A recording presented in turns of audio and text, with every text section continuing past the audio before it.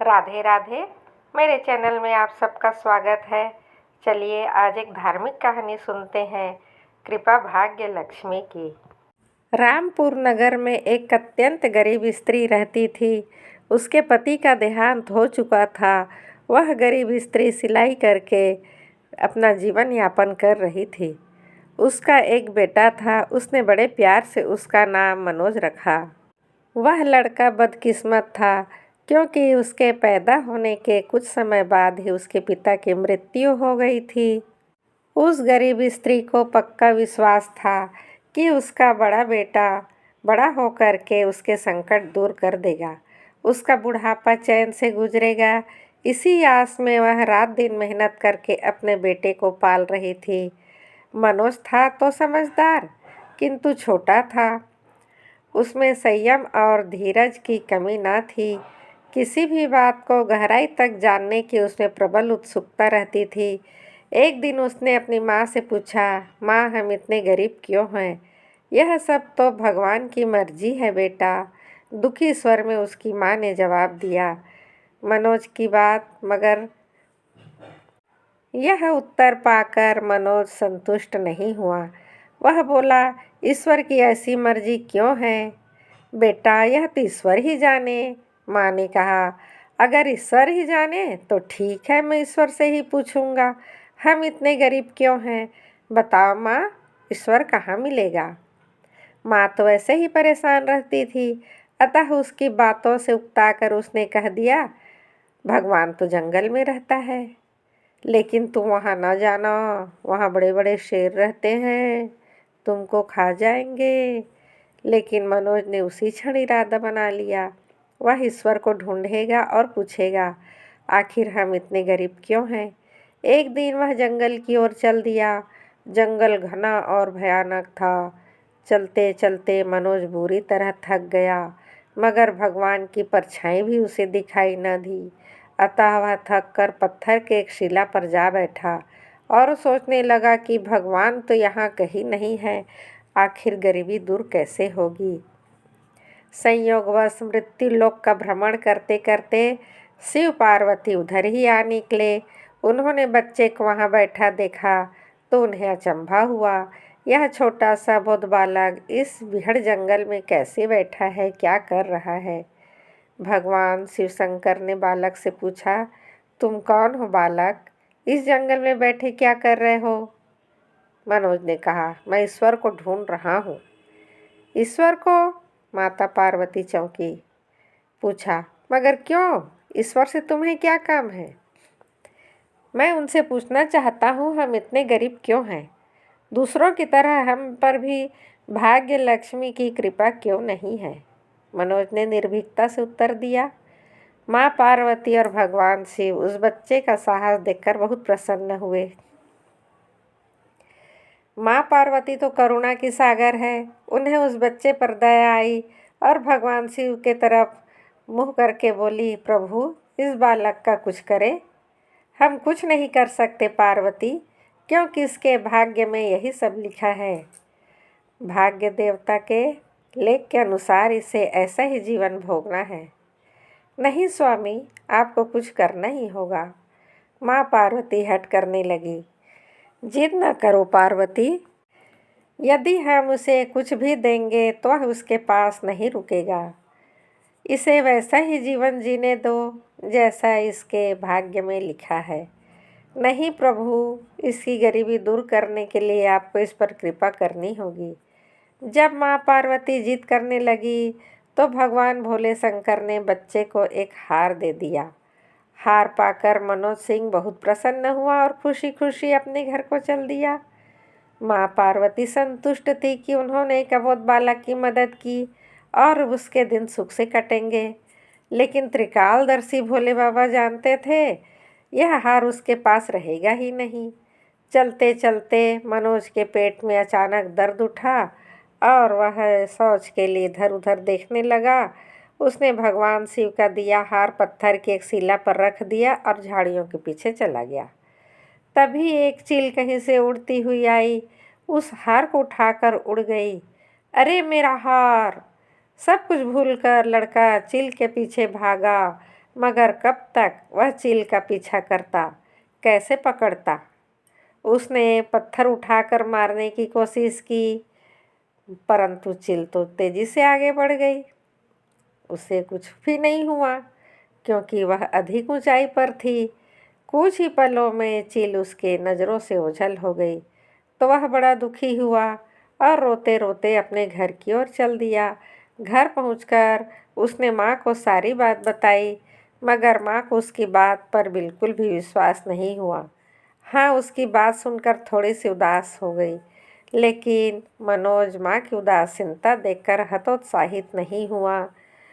उसने मन ही मन निर्णय लिया कि वह कल फिर जाएगा और भगवान शिव पार्वती को अपनी विपदा सुनाएगा। उसका विश्वास था कि भगवान शिव उस धूर्त चील को अवश्य ही दंड देंगे।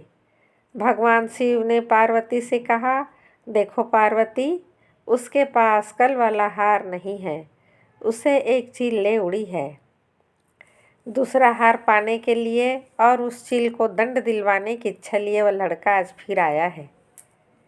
पार्वती देवी ने फिर भगवान शिव से प्रार्थना की, आप चाहे चील को दंड दे या न दे, किंतु इस लड़के की सहायता करके इसकी निर्धनता दूर अवश्य करें। अब हम कुछ नहीं कर सकते देवी, यदि तुम जीत करती हो तो हम ब्रह्मा जी से कहते हैं, वही इस बालक की कुछ सहायता करेंगे। कहकर भगवान शिव ने ब्रह्मा जी को बुलाया और सारी बात बताकर आग्रह किया कि आप इसकी कुछ मदद करें। तब ब्रह्मा जी ने लड़के को हीरे की अंगूठी दे दी। लड़के ने अंगूठी जेब में रखी और खुशी खुशी अपने घर चल दिया।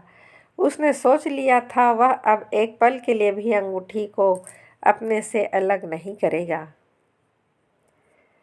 चलते चलते अचानक उसे बहुत जोरों की प्यास लगी। वह सरोवर के किनारे पहुंचा और जैसे ही चुल्लू भरकर पानी पीने के लिए झुका, वैसे ही उसके जेब से अंगूठी निकलकर पानी में जा गिरी और पहले वह उसे उठाता, इससे पहले ही एक मछली उसे निगल गई। मनोज फिर रोते रोते घर आया और माँ को सारी बातें बताई। बेटा, जब तक भाग्य में नहीं है तब तक कोई भी चीज़ नहीं रुकेगी। माँ ने उसे दिलासा देते हुए कहा, जब भाग्य लक्ष्मी खुश होगी तो मिट्टी भी सोना बन जाएगी, मगर इस प्रकार किसी के देने से हमारी गरीबी दूर नहीं होगी। उसे समझाकर माँ अपने काम में लग गई, मगर मनोज हार मानने वाला नहीं था। उसने मन ही मन सोच लिया वह कल फिर जाएगा। तीसरे दिन वह फिर जा पहुँचा।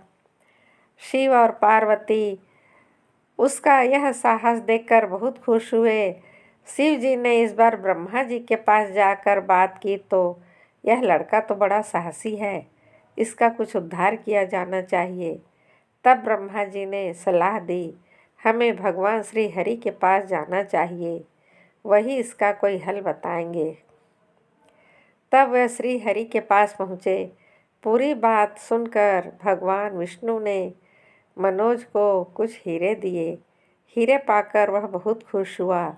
इस बार बिना कहीं रुके उसने सीधे अपने घर जाने का निश्चय किया, क्योंकि 2 बार उसकी चीज़ें खो चुकी थी। जब वह घर पहुंचा, माँ घर पर नहीं थी, अतः मनोज हीरे को एक लोटे में रखकर कोने में छिपा दिया। माँ को ढूंढने निकल पड़ा। वह मन ही मन सोचने लगा, अब माँ को किसी की सिलाई करने की ज़रूरत नहीं पड़ेगी, किसी के पास काम मांगने की ज़रूरत नहीं पड़ेगी। अब तो वे भी अमीर बन जाएंगे। इधर पीछे से चोर उसके घर में घुसे और जो भी सामान हाथ लगा लेकर भाग निकले। उस सामान में लोटा भी था जिसमें हीरे रखे थे। जब वह माँ के साथ वापस आया तो देखा हीरे गायब थे। इतना ही नहीं, घर का दूसरा सामान भी गायब था। अब तो उसकी माँ को बहुत गुस्सा आया। वह बोली, क्यों मुझे नई नई कहानियाँ सुनाकर पागल बनाता जा रहा है? सारा दिन आवारा की तरह इधर उधर भटकता रहता है और शाम को पिटाई के डर से कोई नई कहानी सुना देता है। माँ की डांट सुनकर लड़का रोने लगा। वह तो केवल वही जानता था, जो कुछ भी उसने बताया था वह सत्य था। डांट खाकर लड़के की हिम्मत और बढ़ गई। अगले दिन वह फिर उसी स्थान पर जा पहुंचा। भगवान भोले शंकर सोचने लगे, इस पर इतनी मुसीबतें पड़ी, लेकिन इसने हिम्मत नहीं हारी। इससे वह बहुत प्रसन्न हुए और भाग्य लक्ष्मी के पास जाकर बोले, यह लड़का बहुत ही साहसी, हिम्मती और धीरज वाला है। ऐसा व्यक्ति अभागा नहीं हो सकता, उसे कुछ दे दो।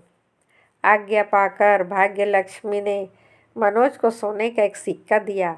सिक्का लेकर मनोज खुशी खुशी अपने घर को चल दिया। जब उसने घर जाकर वह सिक्का अपनी माँ को दिया तो उसकी माँ बहुत खुश हुई। अब क्योंकि भाग्य लक्ष्मी की कृपा हो गई थी, अतः सारे काम अपने आप शुभ होने लगे। दूसरे दिन ही एक मछली वाला उसके गांव में मछली बेचने आया तो लड़के ने वही सिक्का देकर मछली खरीद ली। उसकी माँ ने मछली का पेट चीरा तो अंगूठी निकली जो ब्रह्मदेव ने उसे दी थी और जो उसकी जेब से तालाब में गिर गई थी। माँ ने अंगूठी संभाल कर रख ली और मनोज से बोली, जा बेटा, जंगल से थोड़ी लकड़ियाँ ले आ, आज घर में ईंधन बिल्कुल नहीं है। लड़का कुल्हाड़ी लेकर जंगल की ओर चल दिया। वहाँ जाकर जिस पेड़ पर लकड़ी काटने के लिए चढ़ा, वहाँ उसी चील का घोंसला था जो उसका हार उठाकर ले गई थी। लड़के ने देखा कि चील कहीं आसपास नहीं थी। मनोज ने अपना हार उठा लिया और जो भी थोड़ी बहुत लकड़ियाँ पेड़ के आसपास पड़ी थी वही उठाकर घर की ओर चला। माँ हार पाकर बहुत खुश हुई। अब तो देखते ही देखते उनके दिन बदल गए। घर में किसी चीज़ का भाव नहीं रहा। फिर ईश्वर की कुछ ऐसी करनी हुई कि चोर उसके घर में से हीरे चुरा कर ले गए थे। उन्हें सपने में महादेव ने चेतावनी दी, जो हीरे उस लड़के के घर से चुरा कर लाए थे वे तुरंत वापस कर दो, वरना तुम्हारा सर्वनाश कर दूंगा। चोर उस दिन हीरे उसके घर पर दे गए और अपनी गलती के लिए माफ़ी भी मांगी। इस प्रकार उस अभागे का भाग्य चमक उठा। अब उसके घर में किसी चीज़ की कमी न थी। उनकी गरीबी सदा के लिए समाप्त हो गई थी।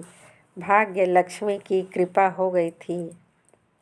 आशा करती हूँ यह कहानी आपको पसंद आई होगी। कहानी पसंद आई हो तो वीडियो को लाइक करें, शेयर करें और चैनल को सब्सक्राइब ज़रूर करें। धन्यवाद। राधे राधे। आपका दिन शुभ हो, मंगलमय हो। आप सदा हंसते रहिए, मुस्कुराते रहिए। राधे राधे।